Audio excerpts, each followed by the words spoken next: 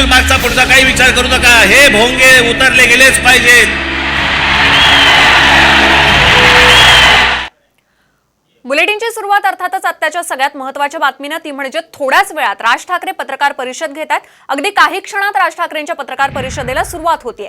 राज ठाकरे नेमकी काय भूमिका घेणार याकडे सगळ्यांचंच लक्ष लागलेलं आहे. राज्यभरात भोंग्यांविरोधात मनसेचं आंदोलन सुरू आहे. संध्याकाळी 6 वाजता होणारी पत्रकार परिषद ही आता 1 वाजता होणार आहे. अवघ्या काही क्षणांमध्ये या पत्रकार परिषदेला सुरुवात होतीये आणि यामध्ये राज ठाकरे आता नेमकी काय भूमिका मांडतात याकडे सगळ्यांचंच लक्ष लागलेलं आहे.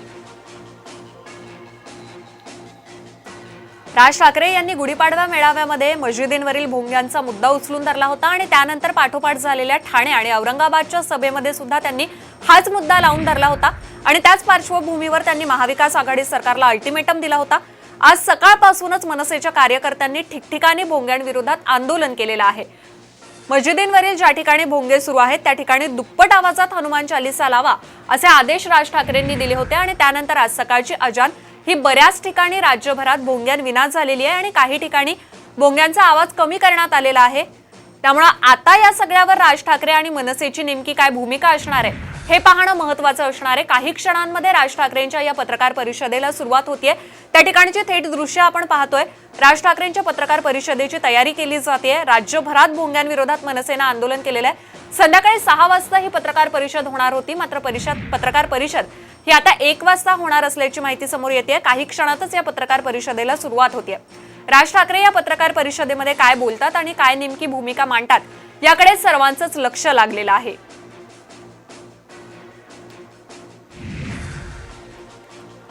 राज्यभरात ठिकठिकाणी मनसे कार्यकर्ते आक्रमक झाल्याचं पाहायला मिळालंय. पोलिसांनी अनेक मनसे कार्यकर्त्यांना ताब्यात घेतलेल्या आहे. कार्यकर्त्यांची धरपकड सध्या सुरू आहे. या सगळ्या पार्श्वभूमीवर राज ठाकरे काय बोलतात हे पाहावं लागणार आहे. ओबीसींचं आरक्षण मिळावं यासाठी तर हा राज्य सरकारने मध्ये कायद्यात काही बदल केले आणि काही सुधारणा करण्याचा प्रयत्न केला. आता सुप्रीम कोर्टाने आदेश जो दिलेला आहे तो यापूर्वी ज्यांची प्रक्रिया सुरू झालेली होती त्या महापालिकांच्या बाबतीत, नगरपालिकांच्या बाबतीत दिलेला दिसतोय. आता त्याची एक्झॅक्ट निवडणुकीचा आयोग सुप्रीम कोर्टाने जो निकाल दिलेला आहे तो हातात घेतल्यानंतर त्यावर अधिक विस्तारानं आम्ही भाष्य करू. पाटील साहेब, पण आता बैठक झाली. महिला कॉन्स्टेबल जी आहे ती तिथे पडली, धक्काबुक्की झाली. महिला कॉन्स्टेबल संदीप देशपांडे यांना ताब्यात घेत असताना एक महिलेला धक्का लागला, कॉन्स्टेबल आणि खाली पडली अशी घटना समोर आली. त्यावर काय म्हणाल आणि एकंदरीतच जे काही राज ठाकरेंनी भूमिका काल मांडली, पत्र जारी केलं, त्याबद्दलही काय? त्यांनी काय भूमिका मांडली मी या बाबतीत आवश्यक ते उत्तर लॉ अँड ऑर्डरची सिच्युएशन असेल तर गृहमंत्री देतील. धोरणात्मक काही निर्णय असेल तर तो त्यानंतर आपण विचार करू. पाटील साहेब, एक मिनिट तुम्ही शरद पवारांचं ऐकणार की बाळासाहेब ठाकरे? पत्रातली शेवटची ओळ आहे त्यांची. ठीक आहे, मला त्याच्यावर काही भाष्य करायचं नाही. त्यांनी आता ते त्यांचा प्रयत्न करतायत, पाहू काय होतं. राज ठाकरे पत्रकार परिषदेच्या ठिकाणी दाखल झालेले आहेत. काही क्षणात राज ठाकरे संवाद साधणार आहेत.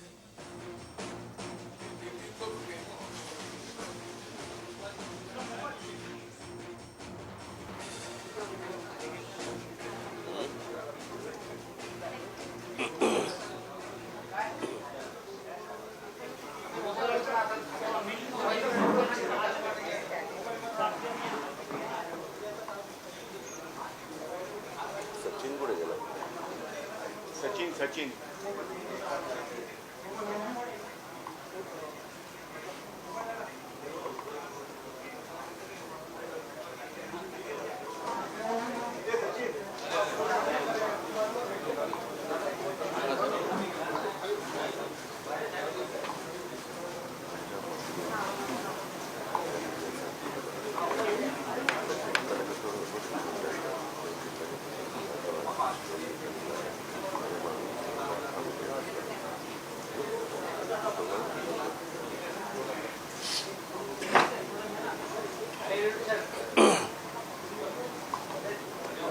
बोलू.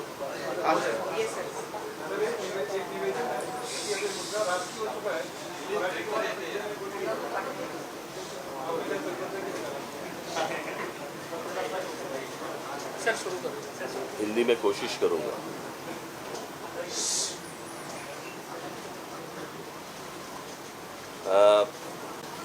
आत्ताची पत्रकार परिषद ही मी 6 वाजताची जाहीर केली होती, परंतु काही सूचना या मला असं वाटतं आत्ताच जाणं गरजेचे आहेत, म्हणून मी 6 वाजताची पत्रकार परिषद मी आत्ता 1 वाजता केली।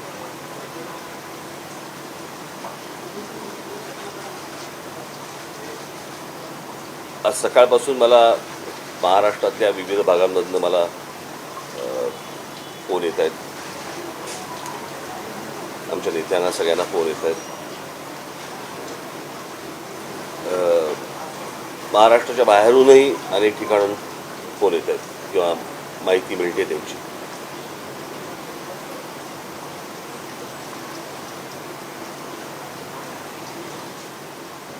पोलिसांचे फोन येत आहेत, पोलीस काही गोष्टी सांगतायत। सर्वसाधारणपणे आत्ता अनेक ठिकाणी आमच्या पदाधिकाऱ्यांना, माझ्या महाराष्ट्र सैनिकांना पोलीस नोटिसेस पाठवत आहेत, डिटेन करतायत, पकडतायत।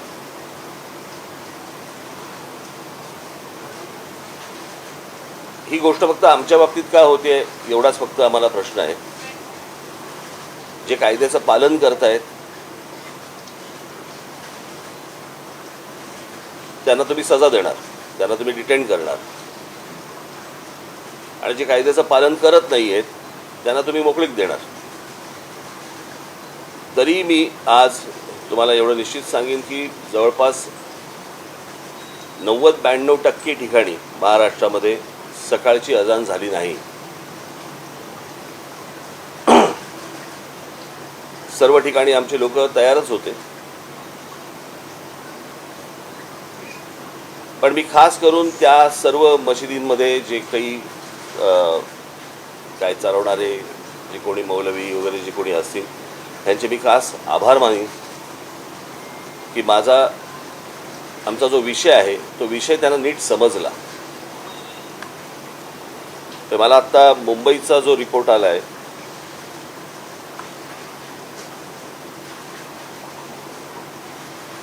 त्या मुंबईच्या रिपोर्टप्रमाणे मुंबईमध्ये 1140 मशिदी आहेत आणि त्याच्यापैकी 135 मशिदींवरती सकाळची अजान 5 वाजायच्या आत लावली गेली।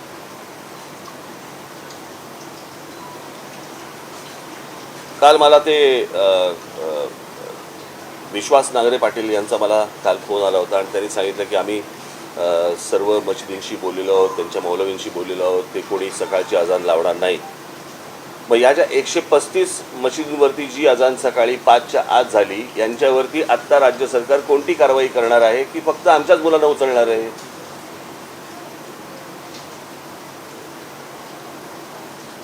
एक विषय मला असं वाटतं आपण समजून घेतला पाहिजे। हा विषय क्रेडिटचा नाही आहे की हे आमच्यामुळे झालं किंवा कोणामुळे झालं, हा विषय नाही आहे। मला असं वाटतं की सामंजस्याने जर सगळ्यांनी जर हे विषय नीट हाताळले तर हा विषय सगळ्यांचा आहे। म्हणजे हा एकटा क्रेडिट काय बाबा आमच्यामुळे 92% ठिकाणी अजान झाली नाही, मला नाही असले क्रेडिट घ्यायची इच्छा पण नाही। आम्ही हे फक्त बोललो, तुम्ही ही गोष्ट दाखवली, लोकांपर्यंत पोहोचवली, लोकांनी ही मान्य केली। त्याच्यामध्ये ज्या मशिदी होत्या त्या मशिदीमधले जे मौलवी होते त्यातल्या अनेकांना हा विषय समजला, त्यांच्यापर्यंत पोहोचला, सरकारपर्यंत पोहोचला। सरकारमधल्या मी पोलीस दलाला देखील मी धन्यवाद देईन की त्यांनी ह्या सगळ्या गोष्टींची काळजी घेतली। मी तुम्हालाही खास करून धन्यवाद देईन की तुम्ही हा लोकांपर्यंत नीट विषय पोहोचवलात। त्याच्यामुळे मला असं वाटतं की हा एक कलेक्टिव्ह एफर्ट होता आणि ज्याच्यातनं लोकांना जो त्रास दिवसभराचा होतो तो कमी होईल किंवा बंद होईल ही यातनं अपेक्षा आहे।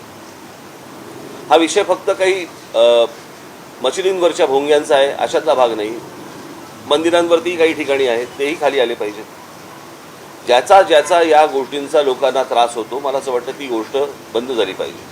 मला काल विश्वास नांगरे पाटलांनी मला सांगितलं की आम्ही इतक्या आमच्याकडे ॲप्लिकेशन्स आले आणि इतक्या आम्ही मशिदींच्या भोंग्यांना आम्ही परवानगी दिली. मला एक गोष्ट कळत नाही आहे की आत्ता मुंबईत महाराष्ट्रामध्ये ज्या मशिदी आहेत यातल्या बहुतांशी मशिदी या अनधिकृत आहेत. अनधिकृत मशिदींवरती लागलेले भोंगे हे अनधिकृत आहेत आणि त्यांना सरकार परवानगी देते अधिकृत. हे माझ्या कल्पनेच्या बाहेरची गोष्ट आहे, कोणाच्याही कल्पनेच्या बाहेरची गोष्ट आहे. म्हणजे अनधिकृत गोष्टींना तुम्ही अधिकृत परवाने देताय, कशासाठी, कोणासाठी देताय? आणि मी आत्ताची पत्रकार परिषद ही घेणं एवढंच माझं आत्ताचं कारण आहे की हा विषय फक्त सकाळच्या अजानपुरताचा नाही आहे. दिवसभर जे काही 4 ते 5 वेळा जी काही बांग दिली जाते, जी काही त्यांची प्रार्थना ते म्हणतात, जे लाऊडस्पीकरवरनं म्हणतात, ती जर त्यांनी दिली तर आमची लोक हनुमान चालिसा त्या वेळेला वाजवणार म्हणजे वाजवणार.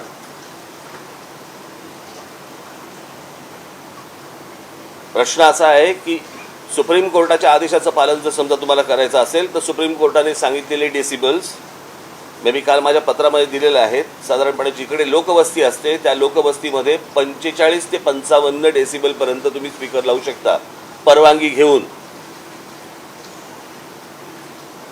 काल विश्वास नांगरे पाटलांनी मला जे सांगितलं की आम्ही त्यांना परवानगी दिलेली आहे. तुम्ही 365 दिवसाची कशी काय देऊ शकता? आम्हाला परवानगी देताना दिवसाची परवानगी तुम्ही देणार, सणासुदीला देताना तुम्ही 10 दिवसाची 12 दिवसाची अशी परवानगी देणार आणि यांना 365 दिवसाची देणार. कशासाठी? आणि मला असं वाटतं ह्यांनी पण रोजच्या रोज परवानगी मागितली पाहिजे, तीही सुप्रीम कोर्टाने सांगितलेल्या डेसिबलच्या नियमात बसून. आता ते जे 45 ते 55 डेसिबल सांगितलं आहे म्हणजे आपल्या घरचा जो मिक्सर असतो त्या मिक्सरचा जो आवाज येतो तेवढे डेसिबल, याच्यावरती जाता येणार नाही. आता प्रश्न असा आहे, मी सांगितलं होतं की हे पहिले भोंगे खाली उतरवा. पोलिसांना काय एकच धंदा आहे का रोज सकाळी डेसिबल मोजत बसायचं? लोकांनी फक्त एवढीच गोष्ट करत बसायची का की ह्यांचे डेसिबल जास्ती आहे का कमी आहे? तुम्हाला प्रार्थना म्हणायची आहे, तुम्हाला तुमच्या मशिदीमध्ये प्रार्थना म्हणायची आहे, म्हणा. तुम्हाला माईक लागतो कशाला आणि लाऊडस्पीकर लागतो कशाला? कोणाला ऐकवायचं आहे तुम्हाला? त्याच्यामुळे आमची जी मागणी आहे की ह्याच्यावरचे अनधिकृत हे भोंगे हे खाली उतरले गेले पाहिजेत, उतरवले गेले पाहिजेत. आणि जोपर्यंत हे उतरवले जाणार नाहीत तोपर्यंत आमचं आंदोलन चालू राहणार. हा विषय आंदोलनाचा 1 दिवसाचा विषय नाही आहे, हा कायमचा विषय आहे. जोपर्यंत ह्याचा निर्णय लागत नाही तोपर्यंत हे असंच चालू राहणार.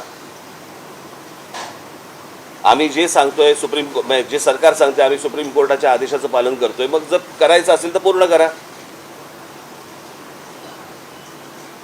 यांना जर वाटत असेल की आमचं आज झालंय सगळीकडे बँडो ठिकाणी काही काय अजान झाली नाही म्हणून आम्ही काहीतरी खुश होऊ वगैरे, अजिबात होणार नाही. हे दिवसभरामधल्या ज्या काही वांगा दिल्या जातात त्या देखील त्याच डेसिबलमध्ये लागल्या पाहिजेत. त्याच्यापेक्षा जर जास्ती लागल्या गेल्या हनुमान चालिसा चालू राहणार.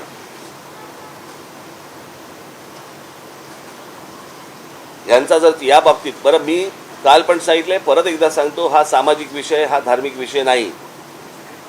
याला जर धार्मिक वळण द्यायचा जर त्यांनी प्रयत्न केला तर त्याला आम्ही धार्मिक वळण देऊ. आमची अजिबात इच्छा नाही की कुठे शांतता बिघडावी या महाराष्ट्रातली, देशातली, किंवा कुठे दंगली व्हाव्यात. अजिबात इच्छा नाही, गरज पण नाही. तुमच्या जर लक्षात असेल तर परवा दिवशी माझ्या संभाजीनगरला भाषण चालू असताना ज्या वेळेला तिकडे बांग दिली गेली त्यावेळेला मी हे पोलिसांना सांगितलं. अन्यथा ते जर भडकवायचं असतं तर तिथे काय लेवल प्रकरण झालं असतं मला जरा सांगा. सो आम्ही ही गोष्ट शांततेमध्ये समजून सांगतोय. सरकारनी पण ती गोष्ट ऐकावी, समजून घ्यावी, पोलिसांनी समजून घ्यावी. आता त्या आमच्या लोकांची धरपकड कशासाठी धरपकड करताय मला कळत नाही. मला मोबाईलच्या काळात कम्युनिकेशनची साधनं एवढी सगळ्या बाजूनी असताना तुम्ही माणसं पकडून काय होणार आहे? हातामध्ये काय लागणार तुमच्या? हे अजून 60-70च्या दशकामधला विचार करतायत का की राज ठाकरेचं भाषण सुरू झाल्यावरती तिकडची वीज बंद करा? अरे वीज काय बंद करायची? मोबाईलवरती दिसतं की भाषण. इतका मूर्खपणा हे कुठच्या काळामध्ये जगतायत मला कल्पना नाही.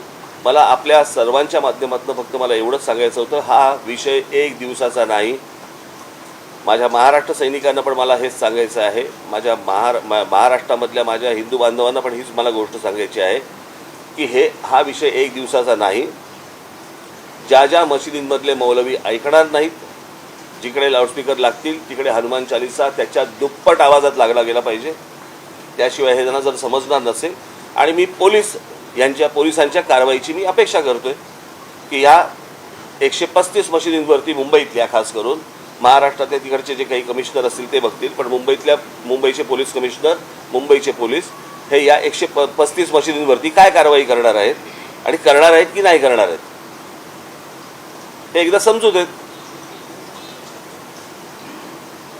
ते त्यांच्या धर्माला जर समजा घट्ट राहणार असतील तर आम्हाला पण आमच्या धर्माला घट्ट राहावं लागेल.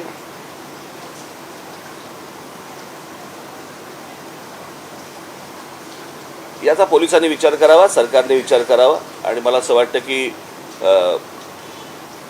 या महाराष्ट्रात शांतता नांदावी, लाऊडस्पीकर्स बंद व्हावेत. जेव्हा तुम्हाला सणासुदीला लागत आहेत, काही सभांना लागत आहेत, पुढच्या कारणाला लागत आहेत, आपण समजू शकतो लाऊडस्पीकर. पण 365 दिवस सकाळी उठल्यापासून दिवसभरामध्ये 4-4, 5-5 वेळा तुम्ही जर ऐकवणार असाल तर आम्हाला नाही ऐकायचं आहे ते.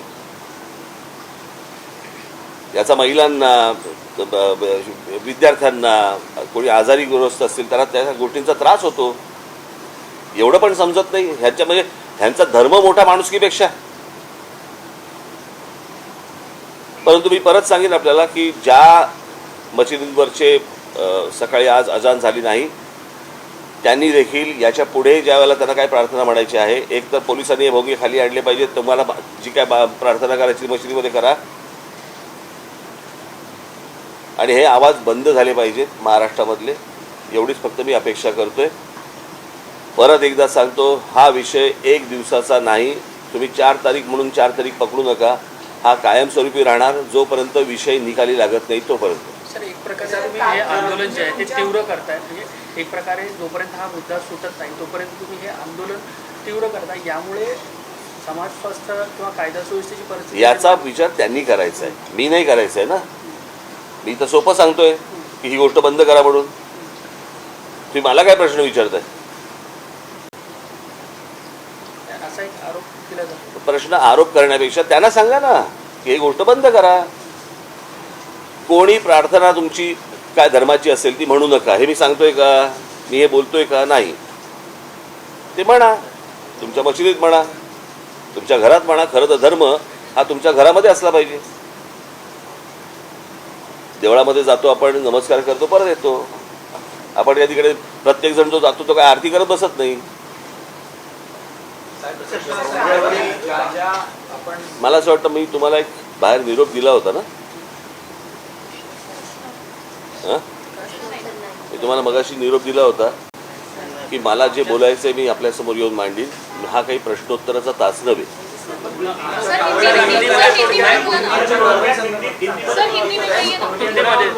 मैंने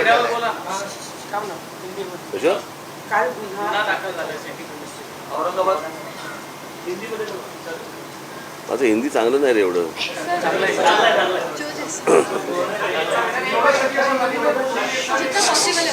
हमारे कार्यकर्ता का धरपकड़ा जो चल रहा है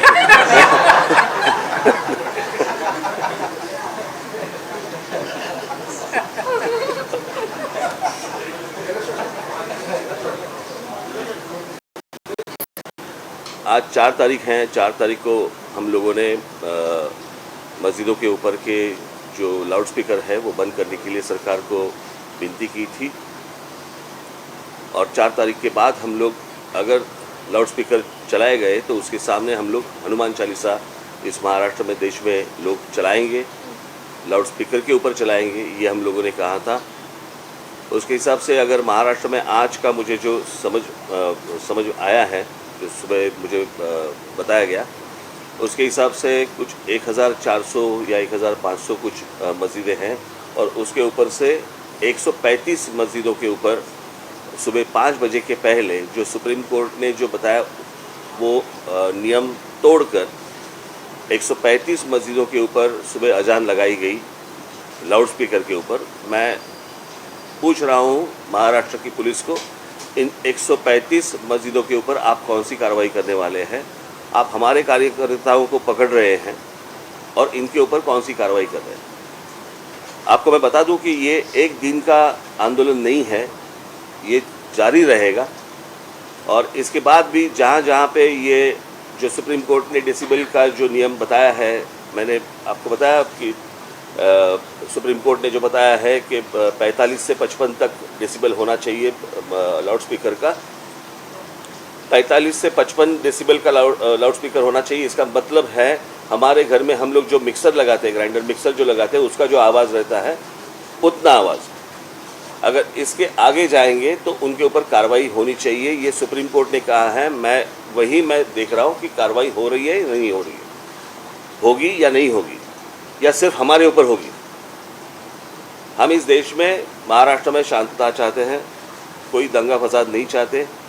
हम सिर्फ चाहते हैं कि जैसे मस्जिदों के ऊपर है, अगर इलीगली अगर मंदिरों के ऊपर भी होगा वो भी निकालो आप। ये विषय सामाजिक है, ये धार्मिक विषय नहीं है, ये पहले समझ लो आप। और उसके हिसाब से मुझे लगता है किसी भी सरकार को इस देश में, किसी भी राज्य सरकार को या वहाँ की पुलिस को इस तरह की एक्शन उनको लेनी चाहिए। अगर आप सुप्रीम कोर्ट का अगर आप कंटेम्प्ट ऑफ कोर्ट कर रहे हो तो सुप्रीम कोर्ट इसके आगे क्या करने वाली है ये भी मुझे देखना है। कि एक बार फैसला सुना देती है आप, और फैसला सुनाने के बाद अगर नीचे जो सरकारें हैं वो उसका इम्प्लीमेंटेशन अगर नहीं कर रहे हैं तो फिर फ़ायदा क्या है सुप्रीम कोर्ट का? सुप्रीम कोर्ट का डिसीजन है, डिसीजन के बाद अगर सरकारें नहीं मानती तो क्या करेंगे आगे? और जब निवेदन की भाषा जब नहीं समझ में आती तब आंदोलन की भाषा शुरू हो जाती है। और इसके लिए आंदोलन है, ये एक दिन का आंदोलन नहीं है, ये चालू रहेगा जब तक ये आवाज़ें लाउडस्पीकर बंद नहीं होते, तब तक ये चालू रहेगा। ठीक है?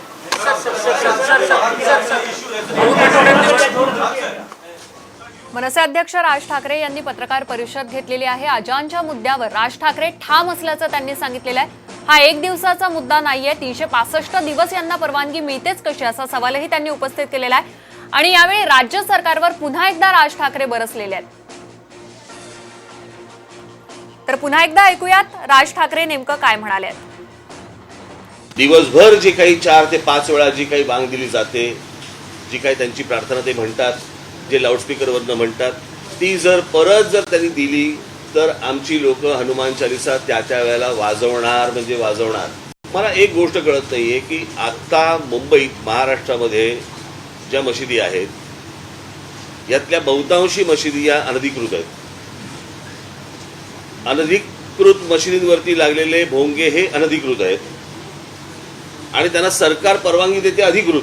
पण मी खास करून त्या सर्व मशिदींमध्ये जे काही काय चालवणारे जे कोणी मौलवी वगैरे जे कोणी असतील त्यांचे मी खास आभार मानेन की आमचा जो विषय आहे तो विषय त्यांना नीट समजला।